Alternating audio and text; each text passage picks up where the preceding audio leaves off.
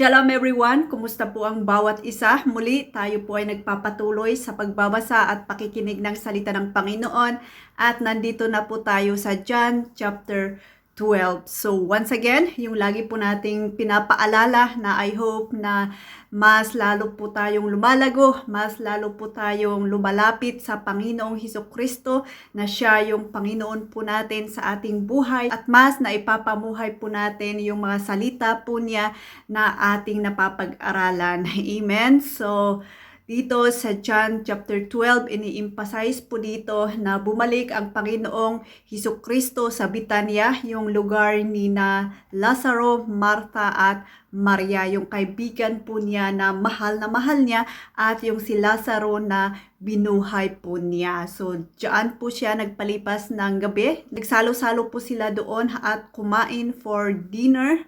At sinabi doon na si Martha ay tumutulong sa paglilingkod, pagsisilbi, pagpiprepare ng pagkain. And si Maria naman ay kumuha po siya ng pabango at ibinuhos sa paa ng Panginoon. At ito po ay pinunasan po niya ng kanyang buhok. At ito po ay humalimuyak, ang lalim ng Tagalog, humalimuyak sa buong bahay. So po ay naamoy po nila. So ito naman si Judas, pinuna po niya. Sabi po niya dito sa verse 4, ito po ay pinuna ni Judas Iscariote, ang alagad na magkakanulo sa kanya.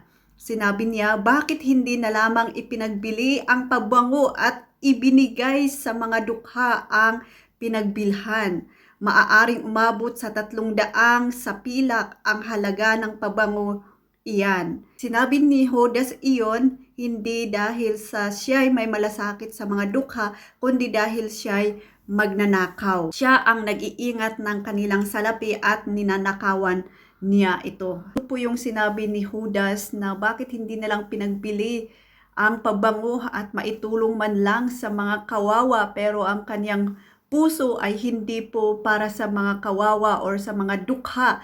Deep inside, gusto po niyang kunin sa kanyang pansariling intention. So parang ganyan sa ating Pilipinas. O diba? Tumutulong po sila ng konti-konti, kakaperangkot.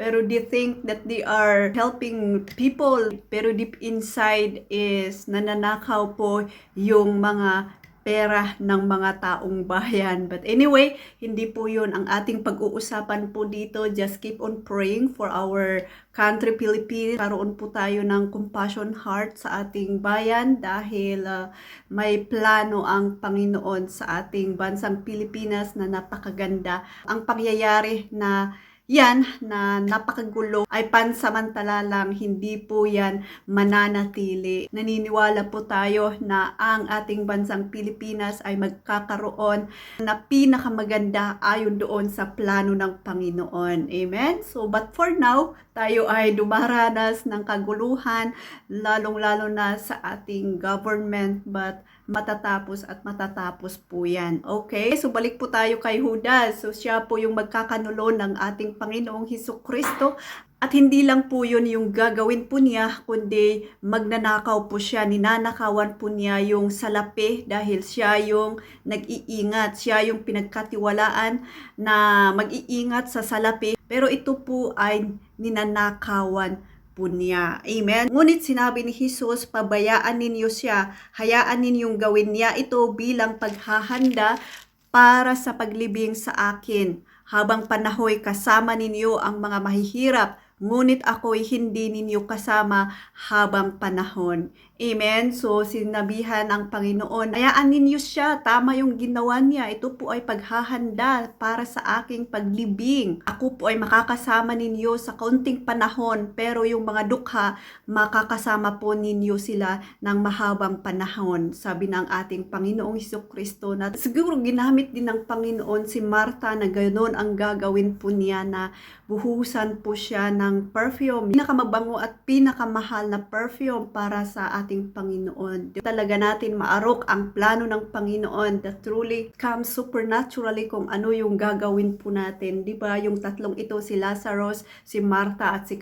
Maria, ay mahal na mahal po nila ang Panginoon at mahal din po sila ng ating Panginoon. Kaya it happens supernaturally kung ano talaga yung gagawin po nila. At sa atin din, kung tayo po ay nanampalataya sa ating Panginoon, tayo po ay naniniwala that Jesus Christ is our Lord in our life, it's supernaturally na tayo po ay nababago, supernaturally na alam po natin yung gagawin. May mga iba na alam po nila yung ipagpe-pray po nila para ma-receive po nila yung kagalingan, kalakasan. So that's the miracle of the Lord Jesus Christ sa ating buhay. Hindi po natin maipaliwanag, but it comes supernaturally. Amen? So yun, nabalitaan na naman ng mga Hudyo na ang Panginoong Hesukristo ay nasa bahay ni na Lazaro, Martha at Maria. So nagpunta po sila doon at binabalak din po nila na patayin si Lazaro dahil maraming nanampalataya kay Panginoong Hesukristo dahil sa himala na ginawa niya na binuhay si Lazaro. Sa verse 12, sabi niya dito, kinabukasan nabalitaan ng maraming taong dumalo sa pista na si Jesus ay nagpunta sa Jerusalem. Kumuha sila ng mga palapa ng palmera at lumabas sila sa lungsod upang siya salubungin. Sila'y sumigaw, purihin ang Diyos, pinagpala ang dumarating sa pangalan ng Panginoon. Purihin ang hari ng Israel. Nakakita si Jesus ng isang batang asno at sinakyan niya ito gaya ng nasusulat. Huwag nang matakot, lungsod ng Sayon, masdan mo, dumarating na ang iyong hari. Nakasakay sa isang batang asno, hindi ito naunawaan noon ng kaniyang mga alagad, ngunit matapos na si Jesus ay muling mabubuhay at maluwalhati, naalala nilang ganun nga ang sinasabi sa kasulatan tungkol sa kanya, kaya't gayon nga ang nangyari. Ipinamalita naman ng mga taong kasama ni Jesus ang ginawa niyang muling pagkabuhay kay Lazaro at iyon ang dahilan kaya siya'y sinalubong ng napakaraming tao. Nabalitaan nila ang himalang ginawa niya. Amen? So kaya't nasabi ng mga Pariseo, walang nangyari sa pagsisikap natin. Tingnan ninyo, sumusunod pa rin sa kanya ang lahat. Amen. So glory to God dahil sa dahil sa pagpapatuloy still working ang ating Panginoon para matapos yung mission niya po dito sa mundong ito ay unti-unti din po, no? Nakikita po natin yung improvement, nakikita po natin yung mga tao na habang still working is nakikita na napapatunayan po nila na ang Panginoong Hesukristo ay Panginoon. He is the Messiah. Kaya nga nakikita din ng mga Pariseo that He never give up at sabi po nila, walang nangyayari sa pagsisikap natin. Tingnan ninyo, sumusunod pa rin sa kanya ang lahat. Even though hindi man po na i-clear po talaga na kahit sila po ay tiwalang-tiwala po talaga sa Panginoong Hesukristo, pero nagkakaroon po sila ng curiosity at makita po nila kung sino yung gumagawa ng himala. Kaya nga, marami pong sumalubong sa kanya at sabi po nila, purihin ang Diyos, pinagpala ang dumarating sa pangalan ng Panginoon, puriin ang hari ng Israel. Pero alam po natin na even though na ganito po yung pagsalubong po nila, pag-welcome po nila ng Panginoong Hesukristo, but still mayroon pa rin ang mission ng Panginoon po dito. So basahin po natin yung verse 20. Sabi niya, may ilang Griego dumalo sa pista upang sumamba. Lumapit sila kay Felipe na taga Bethsaida sa Galilee at nakiusap, Ginoo, nais po naming makita si Jesus. Ito'y sinabi ni Felipe kay Andres at magkasama silang lumapit kay Jesus at pinaalam ang kahilingan ng mga iyon. Sumagot si Jesus, dumating na ang oras upang parangalan ang anak ng tao. Pagkatandaan ninyo hanggat hindi nahuhulog sa lupa ang butil ng trigo at mamamatay, mananatili itong nag-iisa. Ngunit kung ito'y mamamatay, mamumunga ito ng sagana. Amen. Ang taong nagpapahalaga sa kanyang sarili lamang ay siyang mawawalan nito. Ngunit ang taong hindi nagpapahalaga sa kanyang buhay sa daigdig na ito ay siyang magkakaroon ng buhay na walang hanggan. Ang naghahangad na maglingkod sa akin ay dapat sumunod sa akin, at saan man ako naruroon ay pumaparoon din siya. Pararangalan ng Ama ang sinumang naglilingkod sa akin. So dito in-emphasize ng Panginoon yung pagkamatay po niya. So kinumpare po niya yung pagkamatay po niya sa butil ng trigo. So sabi niya, habang hindi pa po ito nalalaglag, nag-iisang butil. Pero kung ito po ay malaglag sa lupa, mabubuhay, ito po ay mamumunga. So ganun po yung emphasize ng Panginoon sa kanyang sarili, na siya po ay mamamatay. Pag mamamatay po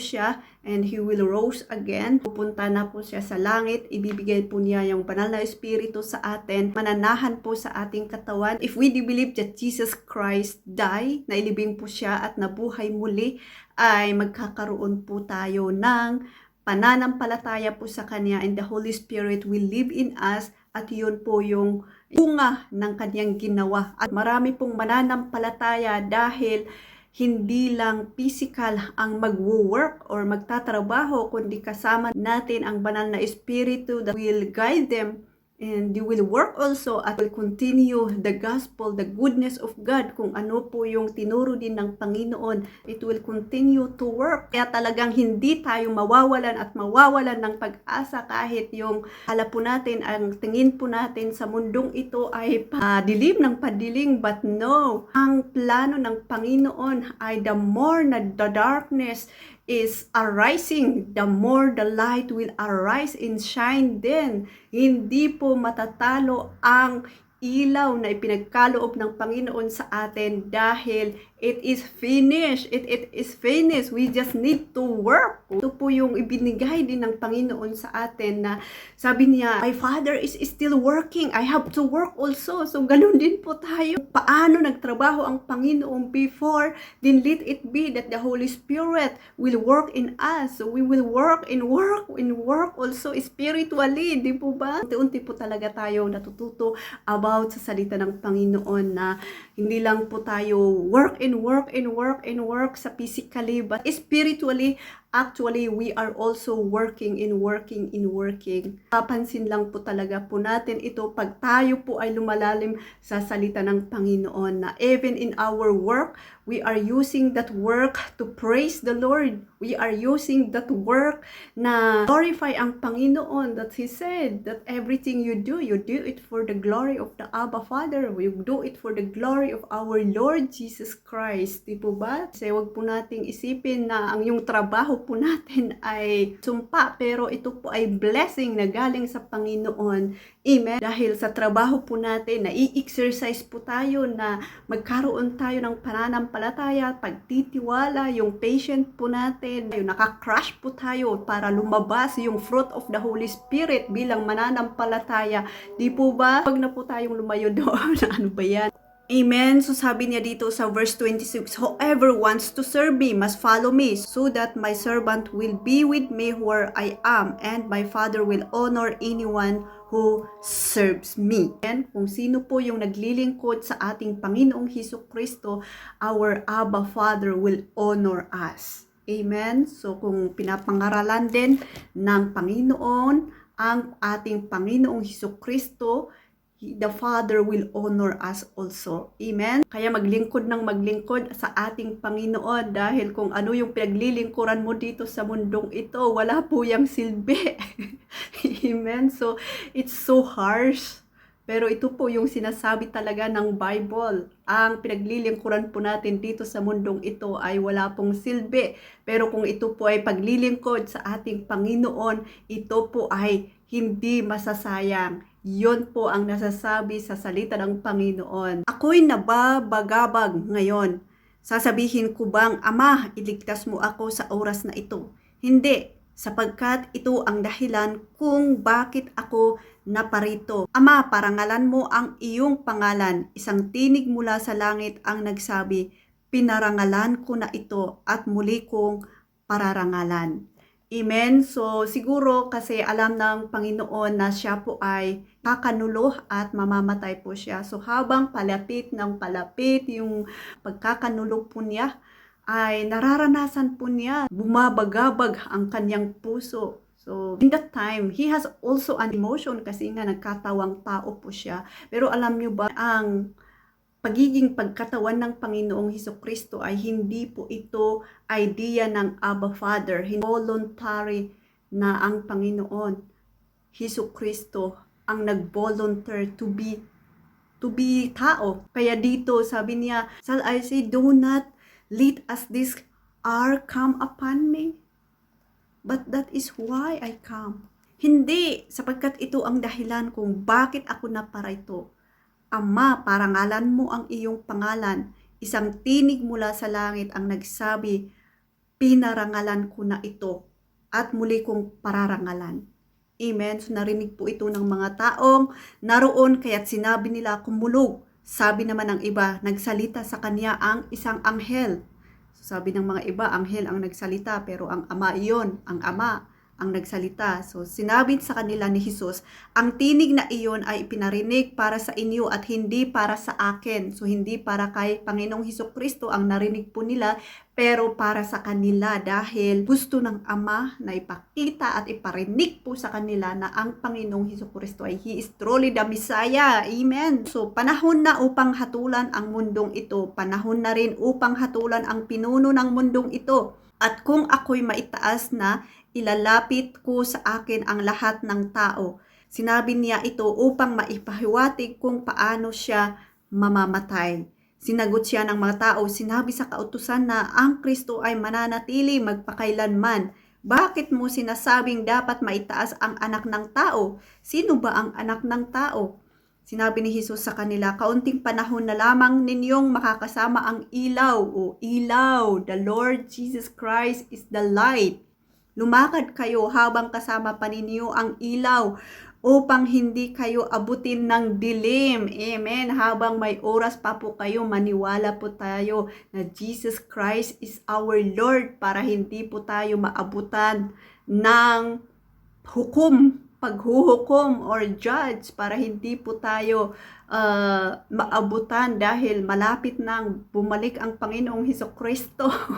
Amen. So hindi ko po kayo natakot, but it is written in the Bible, malapit na ang pagdating ng Panginoong Hesukristo, kaya always be ready that believe Jesus Christ is our Lord and Savior.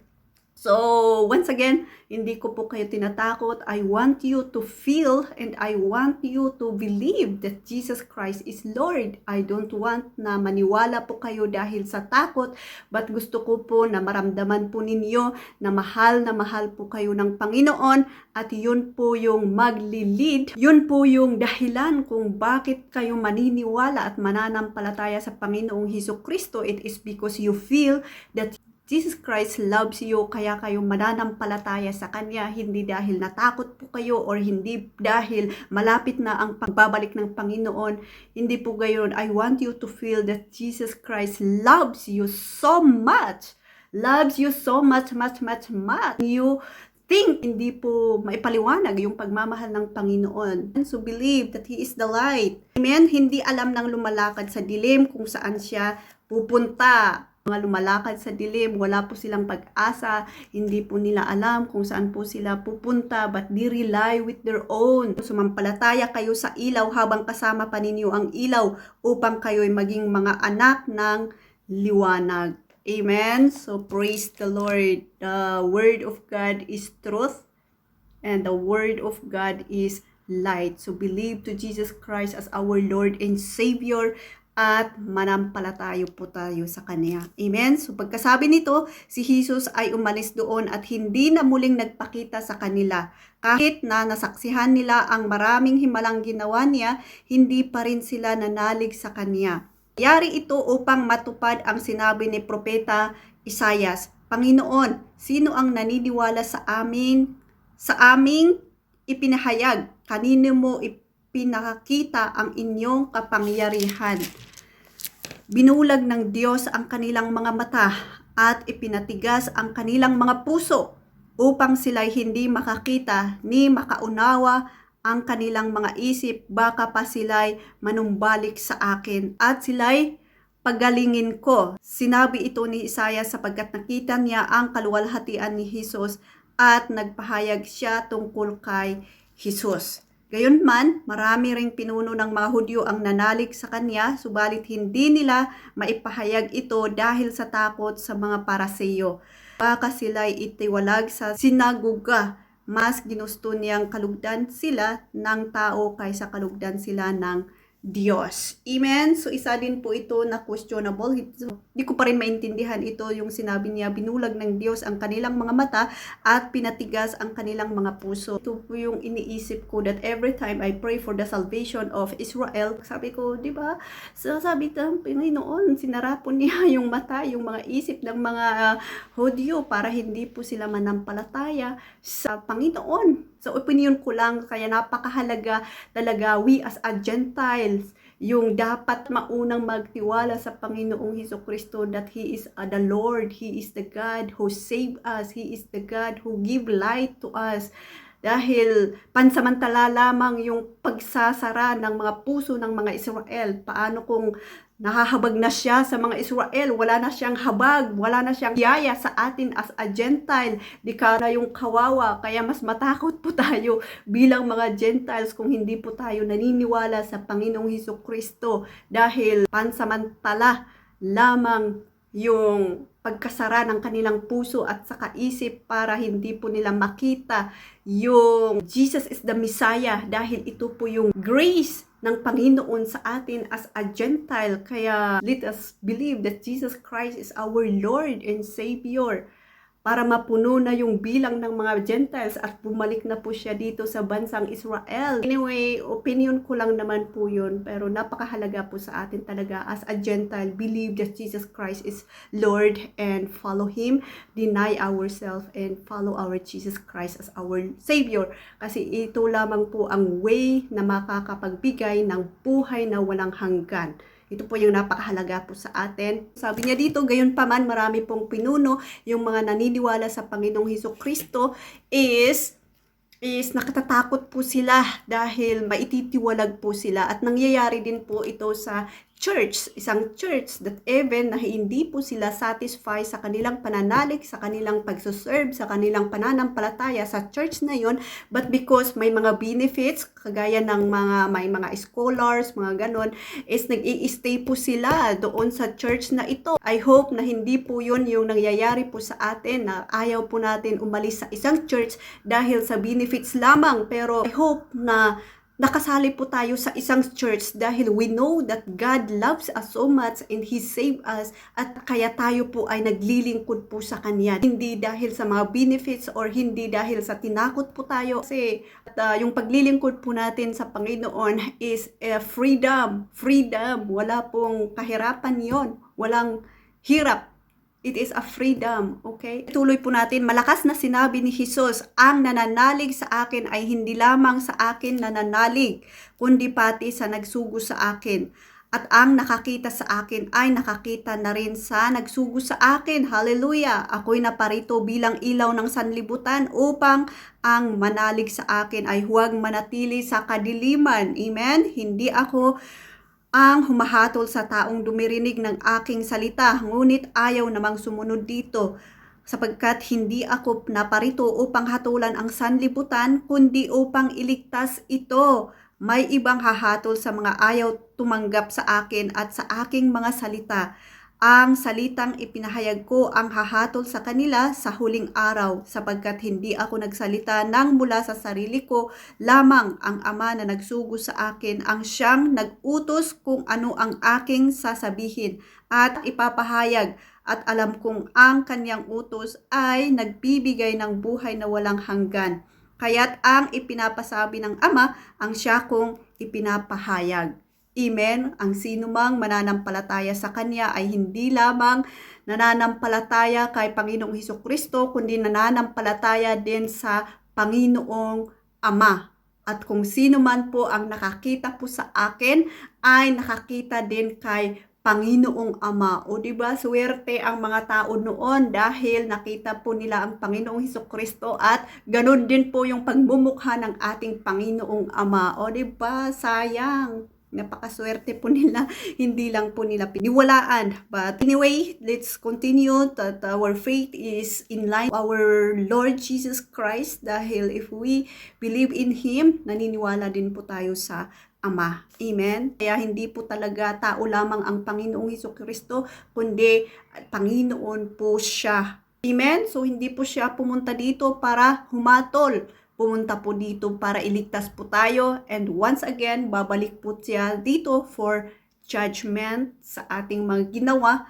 Amen. So yun lamang po again. Praise the Lord. And I hope na marami po tayong matututunan at mas marami pa po tayong matutunan if we will always continue to read the Bible. We will continue hearing the Word of God at ito po ay naipapamuhay po natin. So sabi ko ulit, it is not easy pero napakaganda at napakasarap. Amen. So glory to God. Shalom, shalom. Bye-bye.